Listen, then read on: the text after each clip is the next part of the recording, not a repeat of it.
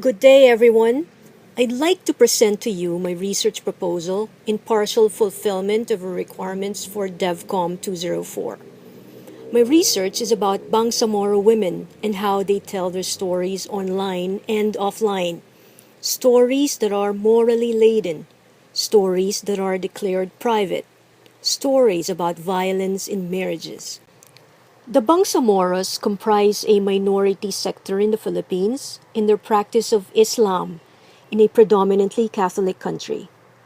60% of Muslims in the Philippines are women, but while they are a demographic majority, Bangsamoro women have been called a minority within a minority. Why is that?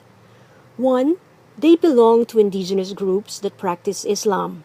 Second, they live far south and are geographically isolated from the political and economic centers of the country.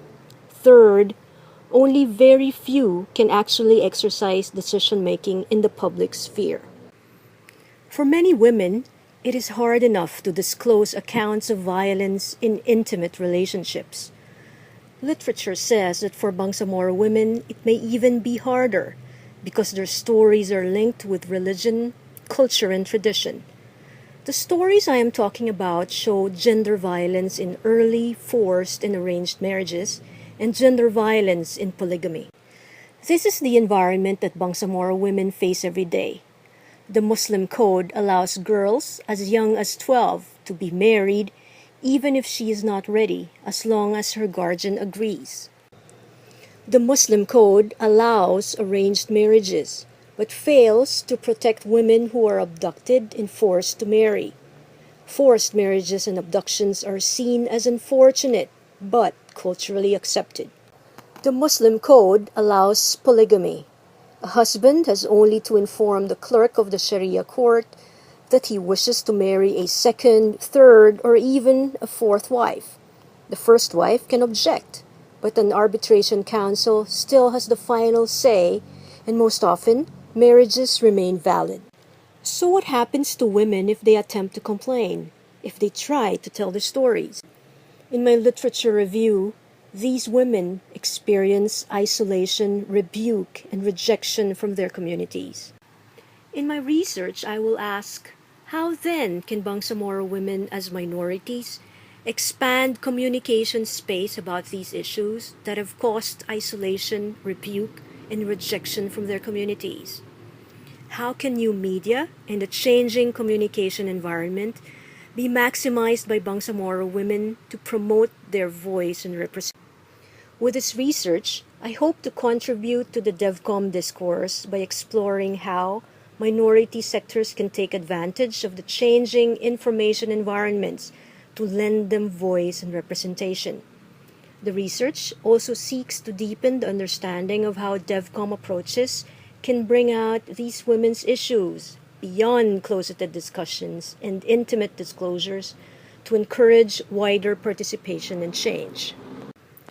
Due to the security risk attached to the Bangsamoro women's disclosure of their stories, the sampling will be very small. Respondents will be limited to the women whose accounts have already been documented because it will be difficult to find new respondents.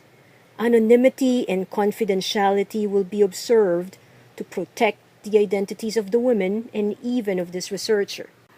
Muslims are bound by their customs, religious laws, and in the Philippines, legal laws such as the Muslim Code. On a daily basis, Bangsamoro women face contradictions on what is religious versus what is moral, versus what is legally sanctioned versus what is currently practiced. To demonstrate these contradictions in simple terms, let us take the hijab as an example. A hijab is a headscarf or a veil. When you see a veiled woman, immediately what would come to mind is she is a Muslim. She is covering her head, sometimes her face, because it is a requirement in Islam. There lies the contradiction.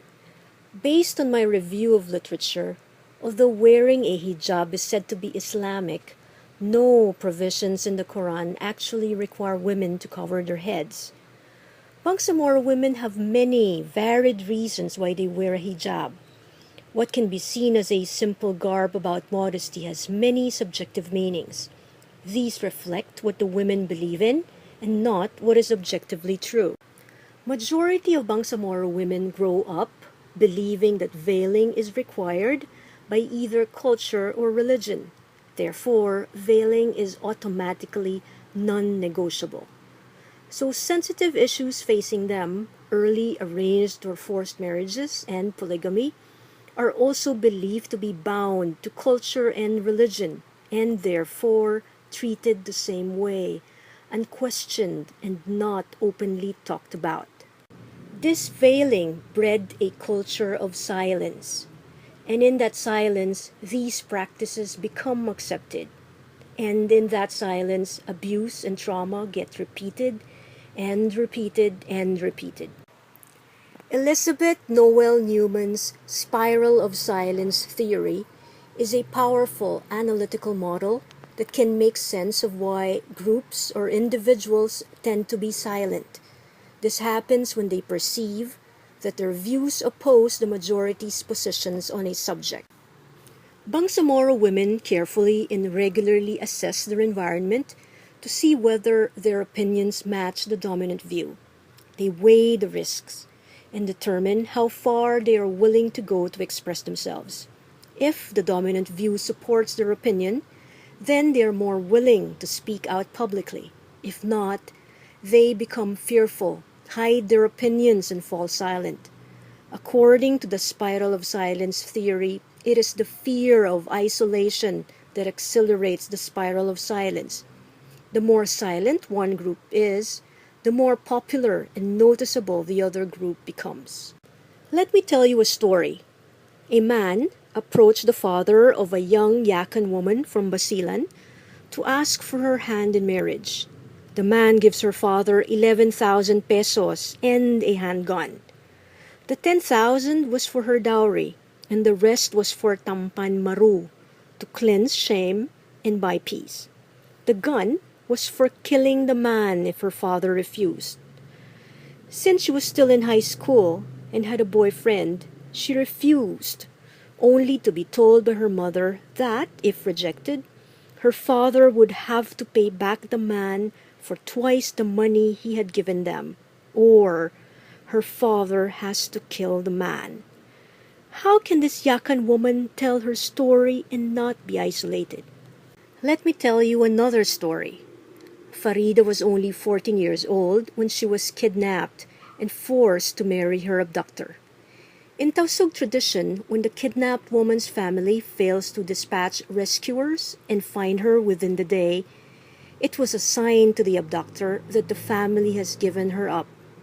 After years of being married to her kidnapper, Farida also faced concerns on polygamy as her husband had taken on another wife, who was the nanny of their children. How can this Tausug woman tell her story and not face rejection? The women tried to seek recourse from trusted institutions, but none came to their aid. The response: stay silent. Only disclose stories in private circles and forgive. Forgive those who have done them wrong because they have been taught that patience, forgiveness, and compassion are ideal attributes of Muslim women. I ask, is it just the fear of isolation and rejection that prevents women from speaking publicly and seeking justice and recourse? Noel Newman talks about what she calls hardcores and avant-gardes. These are individuals or social groups that decide to go against what is perceived as the majority's opinion. If Bangsamoro women are backed up by hardcores and avant-gardes, will they be able to confront the spiral of silence? But what if the women were to use new media? The internet can provide anonymity, interactivity, and access to online communities that can lend support. Will they still be afraid of isolation and rejection? This research will apply a qualitative approach using descriptive narrative inquiry. Using narratives, respondents will be able to tell stories via their social and cultural context, and explain themes of silence, suffering, transformation, and transcendence.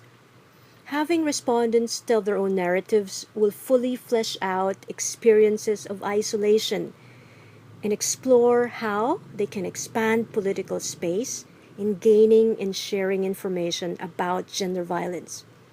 Sampling is purposive and criterion based.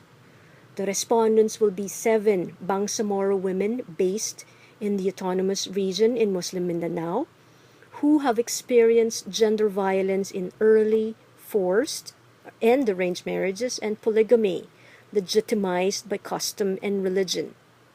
Respondents will be recruited through women's groups working on violence against women and human rights. The research will use unstructured interviews as main data gathering tool for narrative inquiry. As researcher, I will also use field notes in a journal to manage my interpretation of the story details.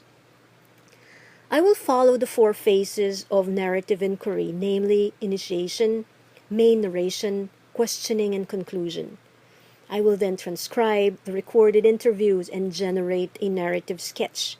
The narratives will be written in an inductive mode where the data tells the story from the point of view of the respondent. Thank you very much for listening. I welcome your comments.